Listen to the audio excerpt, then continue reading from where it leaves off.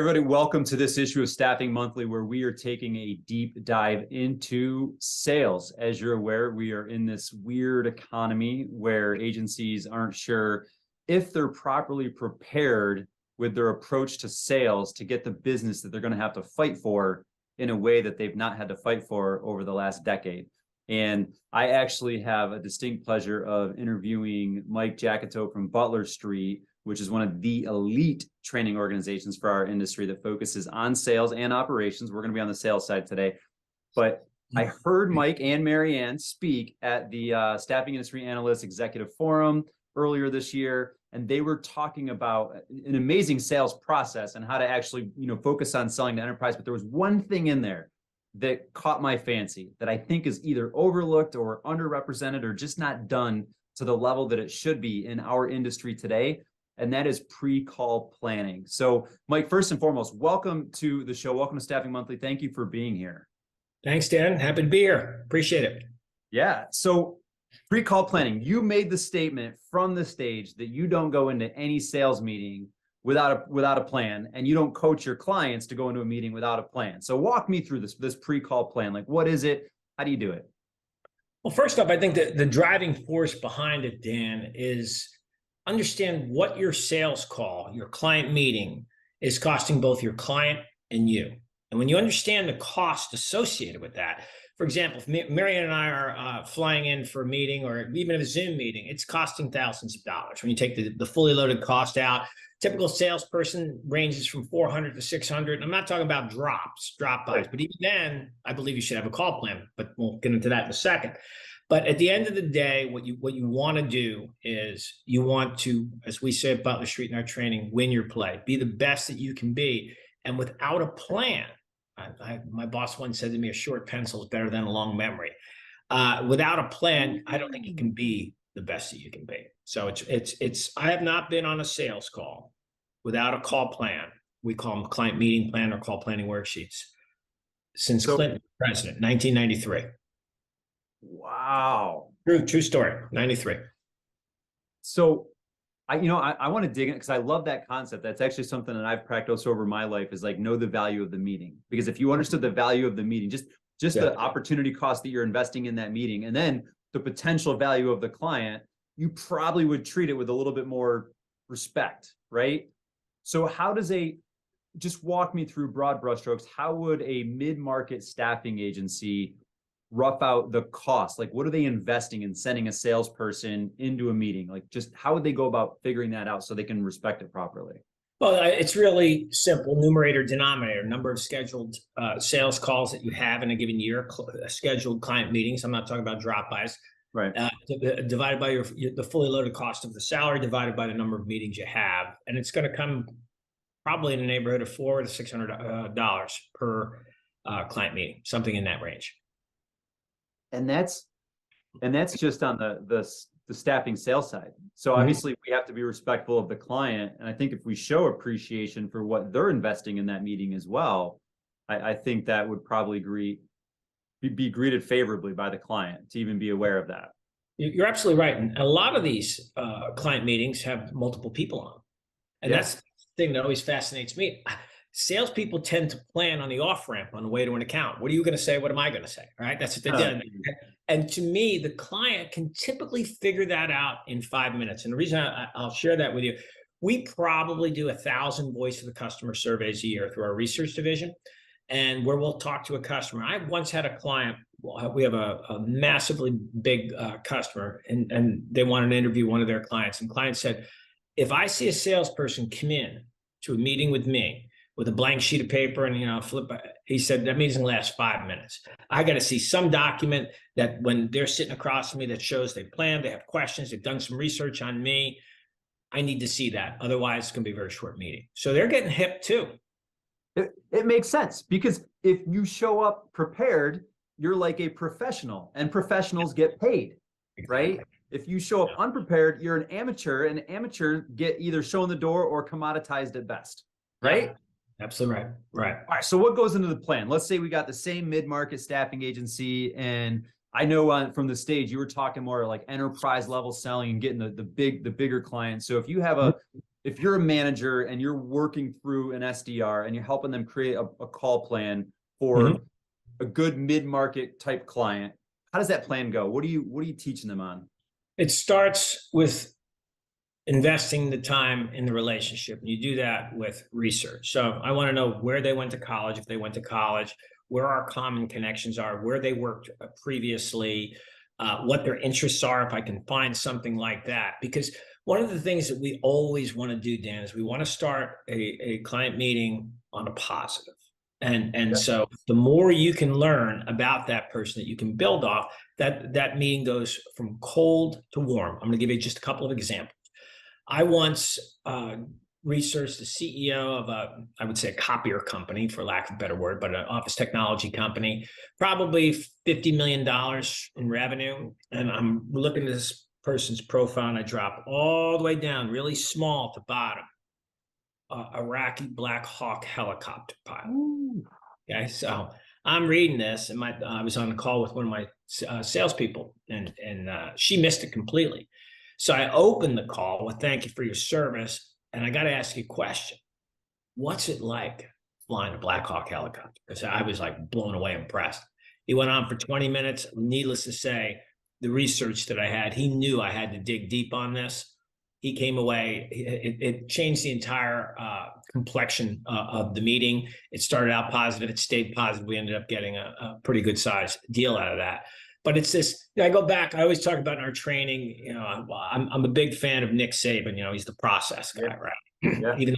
Even though my son went to Auburn and my daughter went to Georgia, we do call him Nick Satan. But the fact of the matter is, he takes the most complex sport in world football and he simplifies it this way. He says, don't worry about the scoreboard. Don't worry about winning. Just do your job at the highest level. And the scoreboard will take care of itself. If you win your play and the guy next to me wins his play and so on, you're going to be in great shape. So having a call plan is our version of winning your play. It's a choice you make. And Eric Thomas, the great motivational speaker, says, I love this line. He says, do not be upset about the results you didn't get from the work you didn't do. You didn't do the work. So you got to do the work.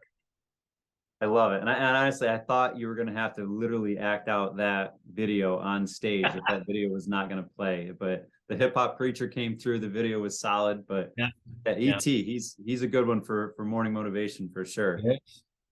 All right. So what else? So you got research. So what else is on it? So they do the research. They have a good understanding of the client. Like, what else helps them be prepared once they get in front of the decision maker, the person they're meeting with?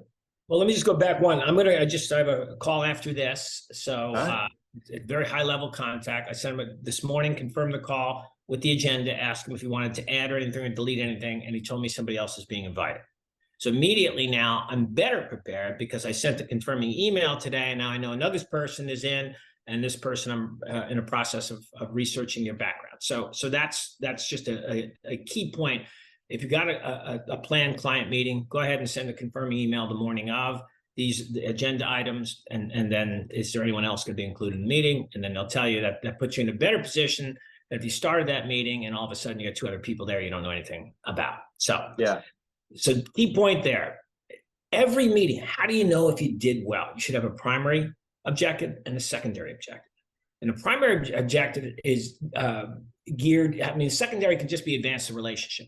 The primary is to uncover a need, to understand your customer's operating reality, something where you can find the pain, right? So you got to be diagnostically oriented.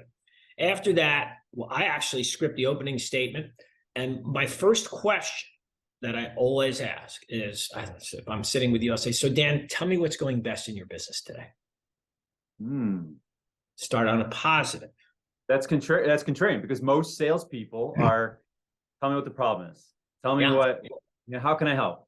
Right. You're absolutely right. And so why do I do that? Number one, with COVID, everybody's, you see how many deaths there are? Everybody starts negative. You don't want to do that. You want to start positive, and you build social capital with your customer at that point in time. Because let's face it, you're there because the world isn't perfect. Why would they give you the time if everything was perfect? So they expect you to come right out of the gate, diagnostically asking the questions. So you say, tell me what's going best in your business. And I will tell you this, Dan, 9 out of 10 times after they get done and you're nodding your head and everything's on, they say, well, let me tell you why you're here. And I didn't even have to waste the political capital with that next question. So that's why I start. So my primary objective, secondary objective, I've got those, but I open the question, always open the client meeting on a positive. So I love that. And I was going to, as soon as you said that, I was going to go right there. Like a lot of times I'm willing to bet they're either going to close their positive statement with the negative, or they're just going to be like, hey, let me just cut to the chase and tell you what's not going well. And either way, you kind of get to that piece of it, and it's on their discretion, which is great. So do you have other questions like written on your sheet or your notebook that you're going in with that you know that you need to ask? Is that, so I'll stop there. Like, do you have those questions set up? Yeah, everything. First off, we break our questions down into 4 categories. If you've read spin selling or are familiar with it, it's similar, but I think ours is a little bit stronger. And just as a point of reference, the guy Neil Rackham that wrote Spin Selling, I was a customer of his, and he was one of the guys that helped me with my book. So situation questions, get the lay of the land. Typically, we want them to be confirming questions because we want to basically show that we did our research. I understand you guys are, $50 million in revenue. You have 100 salespeople or whatever it is. Yes, yes. So they can say, this guy came prepared. He did his homework. They can be yes, no. But it's mostly confirming. You might want to understand the current situation. Insight questions, you start to see gap. An insight question is almost always, with the exception of rate somebody on a scale of 1 to 10, it's almost always an open-ended question. And those are key questions. And I'll share a couple of those in a little bit. Gap questions, once you start to see that there is what we call gap, between their desired state and actual state, then you want to understand the impact of that.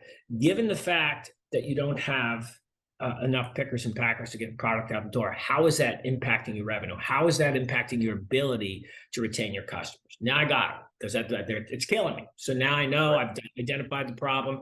And then finally, the need solution questions. We don't teach in this professional world of consultative selling, solution selling. We do not teach the close tactic. What's it going to take me to put you in this car today? Sales. We ask about the value of the solution through a need solution question. So we reiterate the pain, and then we ask them about how that solution will meet their needs. And they say you nailed it. Now we've just closed them that way. So situation insight, we call it SIGN questions. That's the acronym, and we're always looking for this. Nice. Okay. Everything needs an acronym. It just needs it. It makes it easier to learn. But I'll give you a great example of an insight question. After we ask some. I was going to ask. Like, do you got one teed up? What do you got?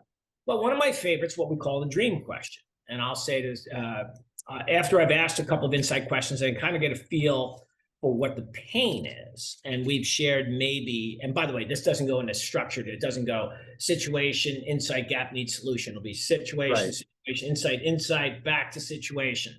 So what I'll say to somebody is, once I get a good feel for the pain that they have, and if we can arrange to meet that, I'm going to use this, what we call a dream question. I'm going to say, Dan, you said, well, actually I have 2 of them. I'll start with this one. So Dan, if you were to hire us and we sat down at our 1-year annual review, and you said to me, Mike, you and Butler Street did an amazing job for us this past year, what would we have accomplished in your eyes? That's an early on question. And what it's designed to do, and I'm not actually going to backtrack on this because I think you'll like the story, because your kids are growing now. My daughter was coming off the University of Georgia campus, and she said she was interviewing for a job, and she came to me, and she's a very strong personality. She's the baby of the family. And she said to me, Dad, they're going to ask me once I get interviewed, do you have any questions for me? And I need an impact question. I said, Kate, you going to listen to me? And she said, yeah, I'll listen. No, but you have to do it exactly. I said, you have to do it exactly the way I say it. Can you do that? Well, it's a yes or no question. Are you going to do it exactly what I said? She said, okay. And I said, when they say, Kate, do you have any questions? You say, I have one. If you were to hire me and we sat down at my 1-year annual appraisal, and you said to me, Kate, you did an amazing job for us this past year, what would I have accomplished in your eyes? And she goes, Dad, that's a great question. I said, let me tell you what I'm trying to get at, Kate. You have levels of bosses. One might say, just make your quota. You don't want to work for that person because they don't know what an amazing job looks like. And the same thing, Dan, I apply to clients. If I'm at the right level, they're going to come back and say, well, we need a common language. They're not going to just say grow the revenue. We need a common language. We need speed. We need all this stuff. And they're going to elaborate on it. But if you think about the question, it has a couple of assumptions. Number one, if you were to hire us and we sat down on our 1 year annual review, we're a pretty buttoned up company. There will be a 1 year annual review. And you said you did an amazing job for us this past year. Not a good job, not an adequate job. What would we have accomplished in your eyes? That makes that question personal. And that enables us to find out where the real pain is without having to waste it with, so what are your biggest problems? I don't have to waste it there. Right. So that's the dream question. So I love that. And I think it's great because it does uncover that, and it allows you to ask that next question. If they throw one in there like, hey, this is what an amazing accomplishment would look like. This is what we would be celebrating, is this thing right here. Just like, that's really interesting. Why would we be celebrating that one? Why did that one make the list? Yeah, right. Exactly. Like it just leads you right into that. Exactly. Oh, that is solid. So I want to give you one more. I want one more, send it. because I see this all the time where people are afraid to ask who the decision maker is and who the decision process. Now, I grew up, you used to say, well, what's decision criteria, decision? You just ask the question. But in today's software sell environment, people don't want to do that. So I'll sit back and say, okay, here's what you got to do. You got to go back to where you found the pain. So Dan, you said your critical concerns and objectives as it relates to this role or this project, whatever it is, were X, Y, and Z. Is that correct? Yes. Okay. So would you agree, based on some of the solutions we talked about, that we can meet your needs there? Yes. Okay, let's roll the film forward. What could cause you to possibly not move forward with us on this project? Well, I've got to get my boss's approval. Boom. I just found out decision process without having to ask a tough question. So. All right. So that's an interesting approach there. So would you ever in that meeting ask to go get the boss right then? Like, would you say, hey, should you get your boss and bring him right here and make the decision quickly? Or like, how do you approach that situation if they do need to get approval from the boss? It depends on the sense of urgency. If the project is time sensitive and they need to do something very, very quickly, and also if they're in the same building, they could be remote or something like that, I'm going to ask a couple of questions as to understanding the urgency, where the boss is located, and if I did my homework, I should know the boss, who the next person or who their direct supervisor is. And if I was smart, I would look out and see if I have any connections with that person, call those connections and grease the skids. So it really just depends on the situation, the sense of urgency, the logistics of it. But if we're in a situation where it was time sensitive and said, well, I'm here, that might make sense for us to see if he's available or she's available. Okay. All right. So keep going with the pre-call process and how they use it within the meeting, because there's like one follow-up scenario that I want to run by that's probably going to be the post-call debrief and how the plan supports that. Yeah. So the other thing, I have my questions. Then once we get to a point where I feel I'm comfortable, I'm going to recap whatever that proposed solution is or whatever I can do. Now, I may need to come back. I may need more information, but assuming I can. And then I also have 2 anticipated objections that I've solicited answers to on the call plan. Your price is too high. Your what else might they say? I'm looking at this one here. Happy with my current supplier, right? Yeah, well, I don't know that they'd invest in me that much there, but they might. But typically, if we had talked or I socialized cost early on, they'll say, well, that exceeded our budget. So the budget thing is in. We use a process called LAIR: listen, acknowledge, explore, respond. So I go back to, and this is all scripted out. Your price is too high, your bill rate's too high, whatever it is, and we're going to come back and say, well, I appreciate the fact you want to get the lowest bill rate possible. Are we talking bill rate or effective bill rate? Customer might say, well, what do you mean effective bill rate? Well, what's included in your cost comparison? Notice I haven't responded yet. I'm still digging. Objections come in this wide, and I've got to whittle it down to something that's manageable, and I have to understand what they know. So I can say, well, what's included in your comparison? And they'll probably say the pay rate and the markup. And so now I know what the baseline is.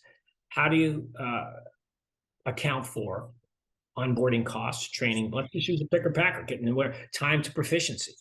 If they don't know the warehouse for 3 weeks, it's going to take them 3-4 weeks. If they come on and walk out the door after a week and a half, maybe a second shift or something like that, you're like a hamster on a flywheel. That cost is starting all over again with low time to productivity. So I'm going to ask about the training time, and then turnover. Turnover is a big factor that people.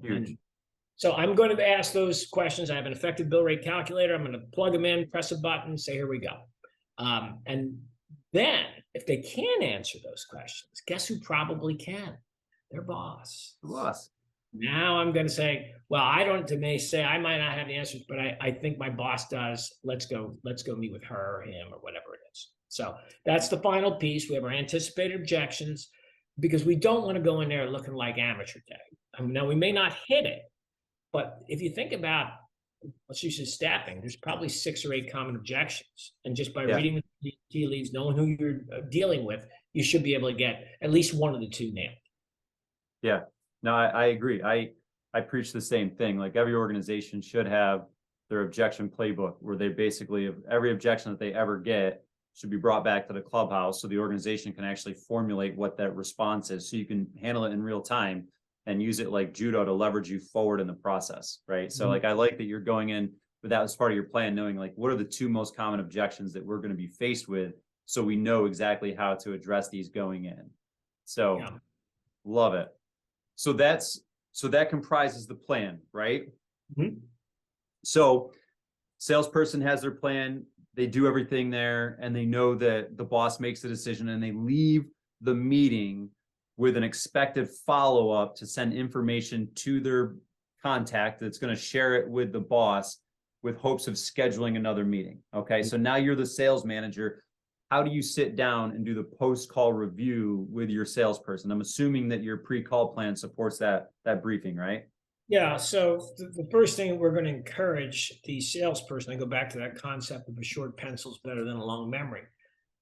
You don't know how many people they've met with. You've got to confirm this is what I've heard, right? So if I'm the manager, I'm going to say, let's look at your follow-up email. What's that look like? What are you confirming? What are the key points of pain? How are we going to fix those? What's the next step? And everything's got to be mapped out.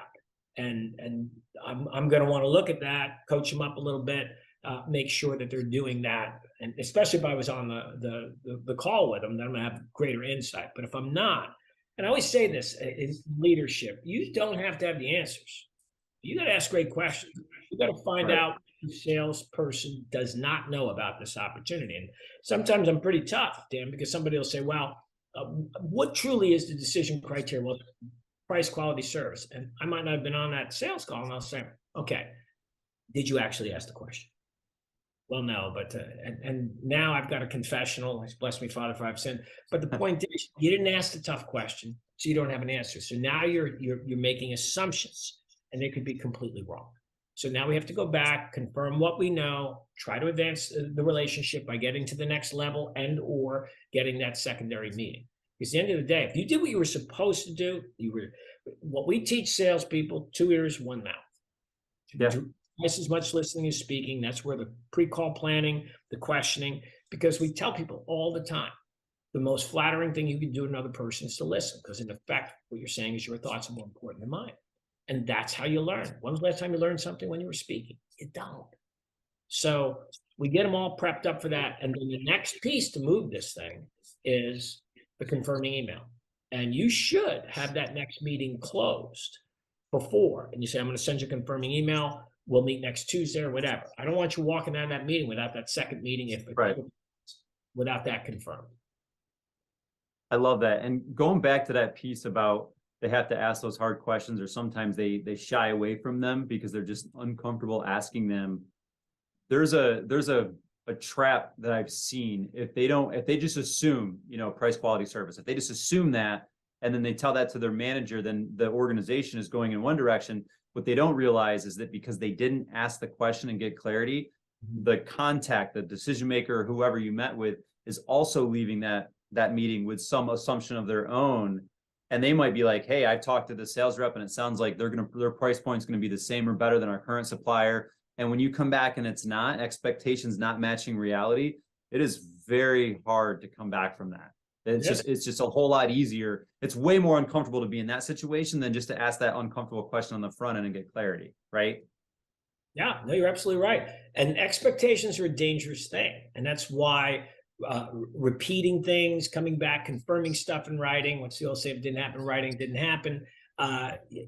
Anytime you can take variability out of a sales call, because you got personalities, people, some are listening, some aren't listening. Anytime you can take, and you're not ever going to take it all out, but anytime you can take up the vast majority of out, you have a better chance of advancing the relationship. I love it.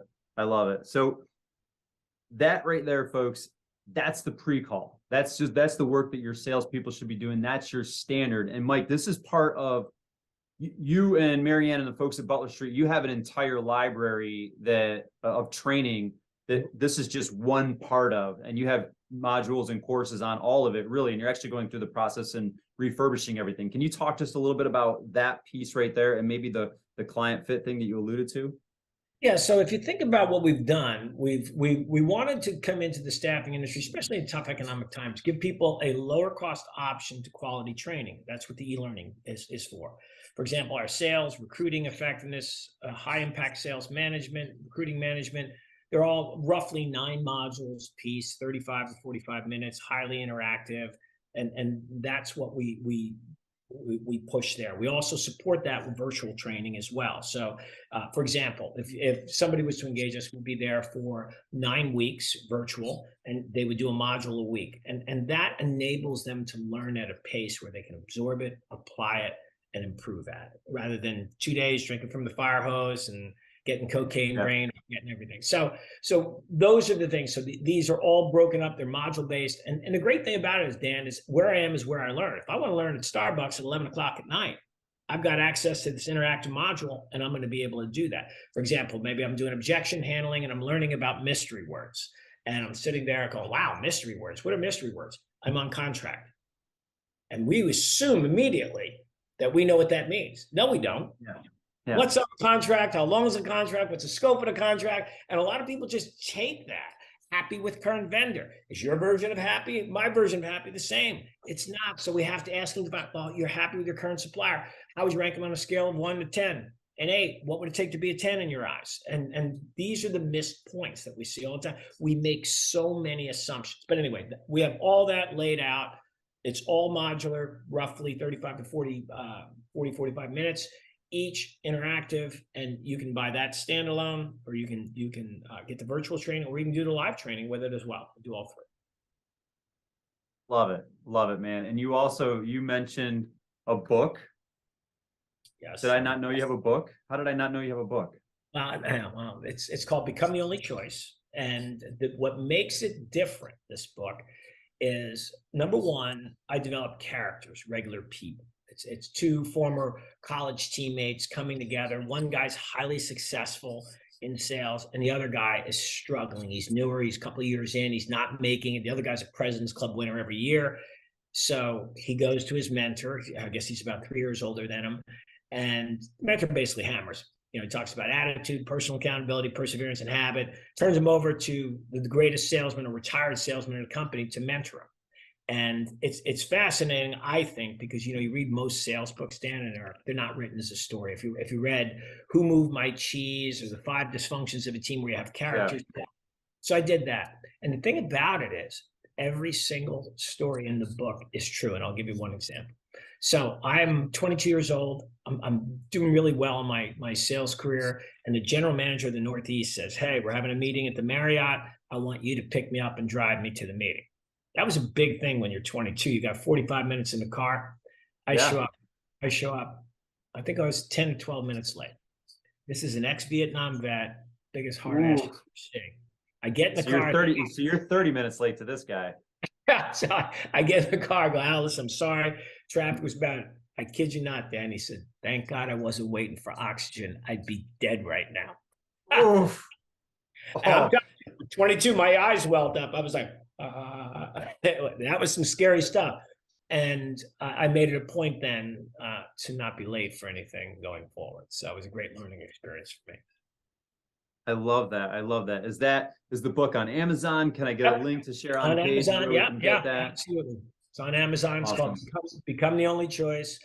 And it's an easy read. People tell me it's a 2.5 hour read, which is what I wanted, but it has all the principles and process, not all, but probably 80% of what we teach in our sales effectiveness training in the book. Well, whether it's the 4 cornerstones, the relationship pyramid, sign questions, objection handling with Lair, it's all in the book. I love it. I love it, Mike. Well, I appreciate your time. And what's the, actually, I'll ask this question too. What's the best way if people want to follow up with you and learn more about the e-library or the modules you have, or even engaging with you personally or anything in all of it? What's the best way to get in touch with you? Yeah, so there's 3 options. They can connect with me on LinkedIn, obviously. So I'm pretty strong presence there. You can go to our Butler Street online website if you're interested in e-learning, and click the contact, and that will generate a document internally for somebody to follow up, or me to follow up if it's specific. And we also have our main butlerstreet.com website where you can contact us through the contact form there as well. Awesome. Awesome, man. I am grateful for your time. Absolutely took notes on this. I love the pre-call plan. I feel like it's something that, like I said on the intro, that I don't think most people do. And if they do, I don't think they do it as properly as you just laid out. So a lot of gold in that interview. I appreciate it, my friend. Thank you for being here. My pleasure, Dan. Enjoyed it as always. And hopefully we'll talk soon.